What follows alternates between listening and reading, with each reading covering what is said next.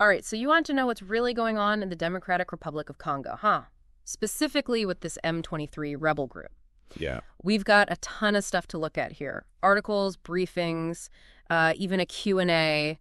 And Right. the goal here is to really help you understand what's happening in this conflict. Yeah.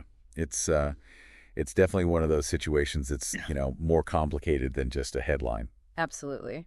One of the things that really stood out to me right away is that M23 is just one of hundreds of armed groups that are fighting in eastern DRC. Oh, wow. It kind of makes you wonder what makes them different. Like, what are they really after? Well, one of the things that's really interesting here is the fact that their rise to prominence is tied to a conflict that happened decades ago Oh. in a neighboring country, the Rwandan genocide in 1994. Yeah, I noticed that kept coming up in the sources. Seems like we're still dealing with the fallout from that all these years later. That's right. It's been, over 30 years? Yeah, it's crazy to think about. But it really had a lasting impact on this whole region. So to really understand M23, we have to go back and kind of unpack that. Okay, so take us back. What happened in 94? And how did it lead to a group like M23? Well, the Rwandan genocide was this horrific event where Hutu extremists systematically slaughtered hundreds of thousands of people, mainly Tutsis. And afterwards, you had this huge exodus of Hutu refugees, some of whom were actually perpetrators of the genocide, and they crossed the border into eastern DRC. So you suddenly had this massive influx of people fleeing violence and carrying all this ethnic tension with them. Exactly. And that created a very, very volatile situation in eastern DRC. And one group that felt particularly vulnerable were the Benyamulenge. They are a Tutsi group living in the region, and they suddenly found themselves surrounded by, the very people who just participated in this genocide against their people. Yeah, I can only imagine the fear and the mistrust that would have created. Oh, absolutely.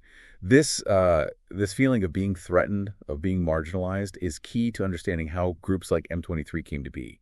And then to make matters even more complicated, Rwanda, which was under the leadership of Paul Kagame at the time, actually invaded the DRC twice in the late 1990s. See, and this is where things get really interesting, because Rwanda had their own reasons for getting involved. Exactly. Officially, their goal was to go after those responsible for the genocide. Mm-hmm. But there are also accusations that they were looking to exploit the DRC's vast mineral wealth. Okay, so we've got ethnic tensions, a history of violence, and a ton of valuable resources, all in eastern DRC. So this is where the M23 comes in. They've actually managed to capture Goma, which is a major city. So clearly they're not just some small-time rebel group. No, not at all. The M23, which stands for March 23 Movement, was actually formed in 2012. It's named after this peace agreement that was signed in 2009. But they claimed that it was never fully implemented. The group is largely made up of ethnic Tutsis, and they claim that they're fighting to protect the rights of the Tutsi minority in the DRC. So they're basically positioning themselves as protectors of their community. That's the narrative, yeah. Yeah. They argue that they had to take up arms because the Congolese government wasn't protecting them. Okay. But there's another side to this. The M23 has also been accused of committing some very serious human rights violations. We're talking killings, rape, even forced recruitment of child soldiers. So their actions aren't exactly lining up with their stated goals. Exactly, and that raises serious questions about whether protecting Tutsis is really their only motivation. And this is where Rwanda's involvement comes back in, right? Because all the sources keep saying that Rwanda's actually the one calling the shots. Yeah, this is it's a very controversial and complex part of the whole conflict. The DRC government, the UN, the US, even France, they've all accused Rwanda of supporting the M23. They're saying that Rwanda's giving them weapons, logistical support, and even troops. Wow. Some UN reports actually suggest that there could be as many as 4,000 Rwandan soldiers fighting alongside M23. That's a lot. But Rwanda denies any involvement, right? Oh, yeah, completely. They deny it vehemently. Hmm. And they're arguing that if they have any presence in the DRC at all, it's only to protect Congolese Tutsis from this group called the FDLR, which is a Hutu group that has ties back to the genocide. Okay, so we've got two very different stories here. How do we know what to believe? Well, it's interesting because these denials from Rwanda haven't really stopped anyone from pointing fingers.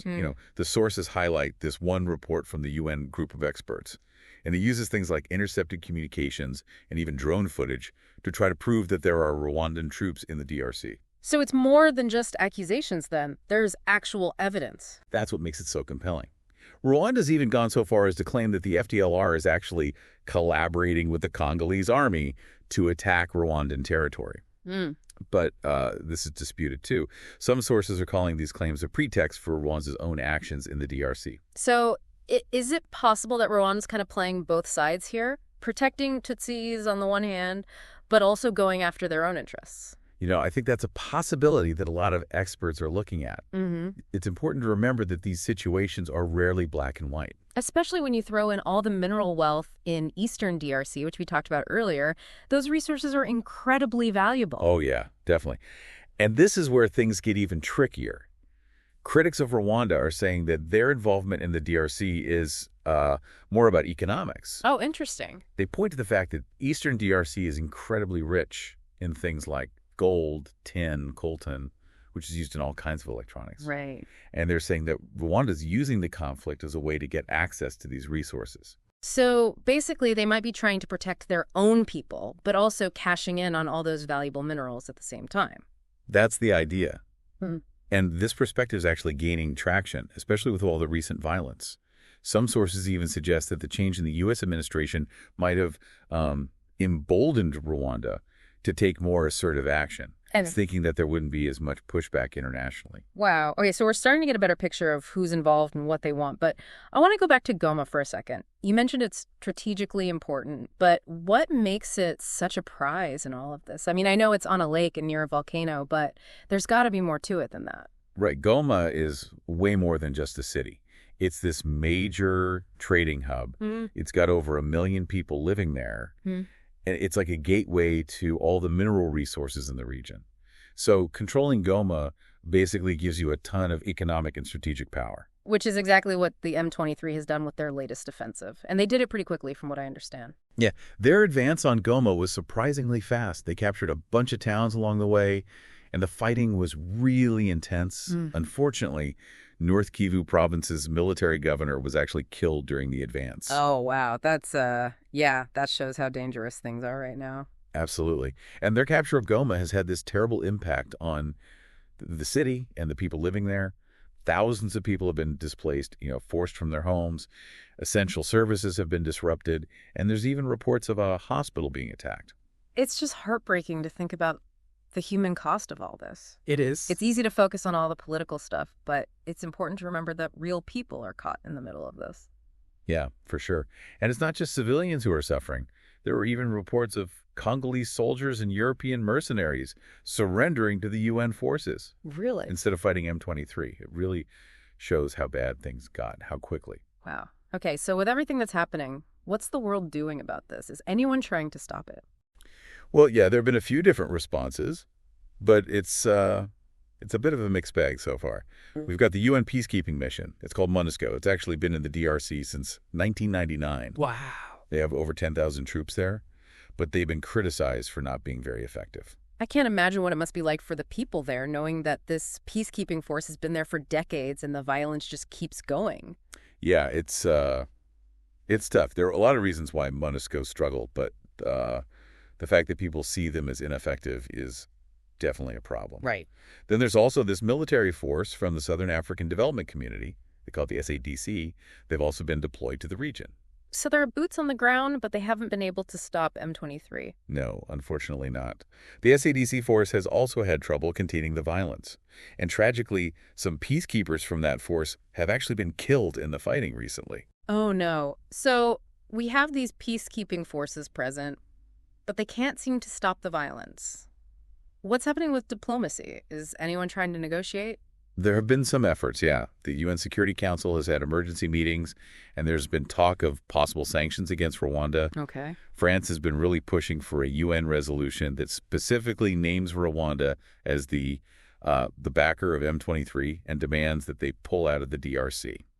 But Rwanda's denials are pretty strong. Do you think those diplomatic efforts will work?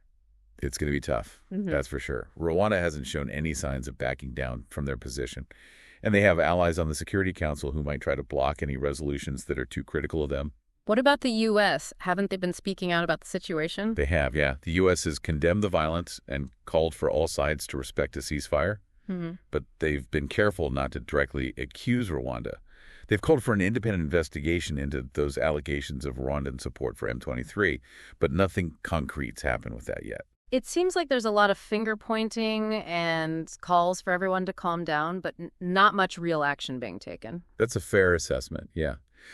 But there have been some regional diplomatic efforts, too. Kenya's president, William Ruto, who also happens to be the current chair of the East African Community, has called for an emergency summit to try to de-escalate things. He's invited both the DRC and Rwandan presidents to attend, and it seems like they've both agreed to come to the table. Well, at least that's something. Maybe they can find some common ground and finally put an end to all this violence. But honestly, with all the history and the broken promises and the failed ceasefires, it's hard not to feel a little pessimistic. I understand. This conflict has been going on for far too long, and it's hard to see a clear path to peace. It is a fragile hope, but any kind of dialogue is a good thing.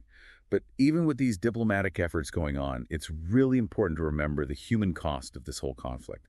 It's easy to get caught up in all the politics and how important Goma is strategically, but at the end of the day, this is about real people whose lives are being completely torn apart. Yeah, absolutely. One thing from the sources that really got to me was this report about a hospital that was attacked during the fighting that even had this picture of an injured baby. It just shows you how devastating this is for innocent people. It's a horrible reminder that civilians always pay the price in these conflicts. And, the scale of this humanitarian crisis is just staggering. It's not just a few isolated incidents. According to the UN, millions of people have been displaced in eastern DRC because of the fighting. Just in January of this year, over 237,000 people had to flee their homes. That's unbelievable. Where are all those people going? What are the conditions like for them? Most of them are living in these overcrowded camps. Often they don't have enough food, water, or even basic sanitation. The camps are just stretched way beyond capacity. And aid organizations are struggling to keep up with the growing need. It's a dire situation, and it's just getting worse as the fighting continues. It's hard to even imagine that level of suffering. And this displacement, it's not just contained to the DRC, right? It affects the whole region. Exactly. This conflict could destabilize the entire region, drawing in other countries and making existing tensions even worse. We've already seen peacekeepers from South Africa, Malawi, and Uruguay killed in the fighting. And those deaths, they could easily lead to worse relations between those countries and Rwanda, which would just make everything more complicated. It's like a powder keg waiting to go off. And then there's the issue of all that mineral wealth we talked about. It's like a blessing and a curse for the DRC. Yeah, that's a good way to put it. Those valuable minerals actually create an incentive for people to keep the conflict going. War can be profitable, unfortunately. And as long as there's a chance to get control of these resources, there will be people willing to exploit the situation. So we've got ethnic tensions, regional rivalries, a weak central government, and a ton of valuable minerals up for grabs. Is there any hope for peace in eastern DRC? That's the big question, isn't it? It's hard to give a definite answer because predicting how any conflict is going to unfold is difficult. But in this case, the complexity just makes it even harder. However, I think it's important to remember that just because something is difficult doesn't mean it's impossible. That's a good point. So let's say there is a path toward peace. What would it look like? What would it take to end the violence? Well, any lasting solution would have to deal with the root causes of the conflict, not just the symptoms. We can't just call for ceasefires and demand troops withdraw. We have to address the underlying issues like, ethnic marginalization, political instability, and competition over resources. That sounds like a massive undertaking. Where do you even start with something that's been going on for so long? It's not easy, that's for sure. But I think it has to start with genuine dialogue and a commitment to finding common ground. Everyone involved has to be willing to compromise and put the needs of the Congolese people first. You have to create a space where all groups feel represented and included. I mean, that's easier said than done in a region with so much mistrust and broken promises. What would that kind of solution actually involve? It would probably involve a lot of different things, like constitutional reforms to ensure fair representation, power-sharing agreements to make sure authority is distributed more equally, and decentralization of power so that local communities have more autonomy. It's about building a system where everyone feels like they have a stake in the future of the DRC. It sounds like you're talking about rebuilding their whole society from the ground up. In a way, yes. It's a long process that needs patience, commitment, and a willingness to learn from the mistakes of the past. What about the role of the international community? They've been involved with peacekeeping, but what else can they do to help bring about peace? The international community's role is crucial. They need to support the peace process and hold those responsible for the violence accountable. That could mean things like targeted sanctions against individuals or groups that are making the conflict worse, providing humanitarian aid to those who've been displaced, and supporting efforts to strengthen the Congolese government so they can provide security and basic services to their people. So it sounds like a multi-pronged approach is needed, with diplomatic pressure, economic support, and security sector reform all playing a role. Exactly. And perhaps the biggest challenge is that even if you manage to get peace on paper, the wounds of the conflict run deep. It takes years, sometimes even generations, to heal those wounds and build trust between communities that have been torn apart by violence. That's a sobering thought, but it also shows how important it is to not just stop the fighting, but to address the root causes that led to it in the first place. Peace isn't just about the absence of war. It's a process, and it takes continuous effort and commitment. I couldn't agree more. The situation in the DRC is a stark reminder that peace is fragile and requires constant vigilance and effort to maintain. We've covered a lot today. The history of the conflict, the main players and what they want, the humanitarian crisis, the international response, and how difficult it is to find a path to peace. It's clear that there's no easy solution to this crisis. No, it's a deeply entrenched conflict with a long history and a lot of people who benefit from it continuing. But that doesn't mean we should lose hope. Exactly. And like we talked about, there are people working hard to bring about peace and help those who are suffering. But it's going to take a concerted effort from everyone involved, including the international community. And that's where you, the listener, come in. It's easy to feel overwhelmed by how big and complicated this conflict is, but your awareness and engagement are really important. We encourage you to keep learning about the DRC, stay informed about what's happening there, and support the organizations that are helping people affected by the violence. Maybe most importantly, don't let the DRC slip off your radar. The fate of millions of people hangs in the balance. They deserve our attention, our empathy, and our support. You know, before we wrap things up, I wanted to touch on something we talked about earlier about Rwanda's role in all of this. It's like, are they really trying to protect Congolese Tutsis, or are they just using that as an excuse to get their hands on the DRC's minerals? It's hard to tell. It's a question that's been hanging over this conflict for years. Right. And like we said, there's evidence to support both sides.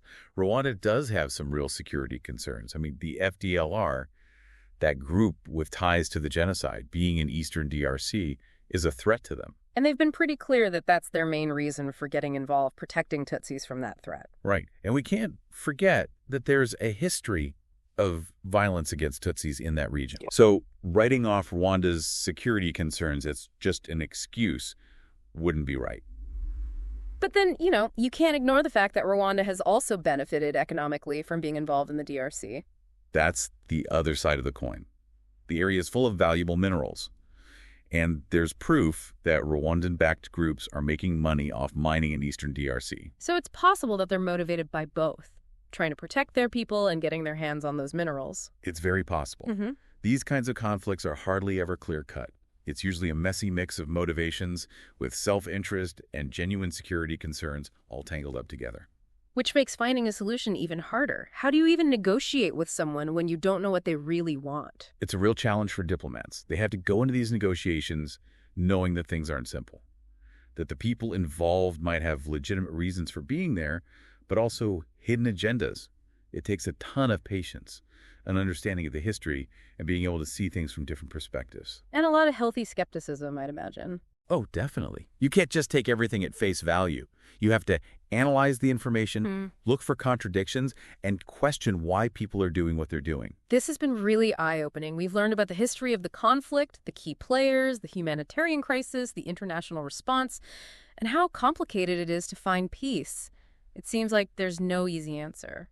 It's a conflict that goes way back, with a lot of people who benefit from it staying the way it is. But that doesn't mean we should give up. Right. And like we said, there are people out there doing amazing work to try to build peace and help those who are suffering. But it's going to take everyone working together, including the international community. And that's where you come in, listener. It's easy to get overwhelmed by all of this, but knowing about it and caring about it makes a difference. We hope you'll keep learning about the DRC, staying informed about what's happening there, and supporting the organizations that are on the ground helping people. And most importantly, don't forget about the DRC. The lives of millions of people are at stake. They need us to pay attention, to care, and to help. Thanks for joining us for this deep dive. We'll see you next time.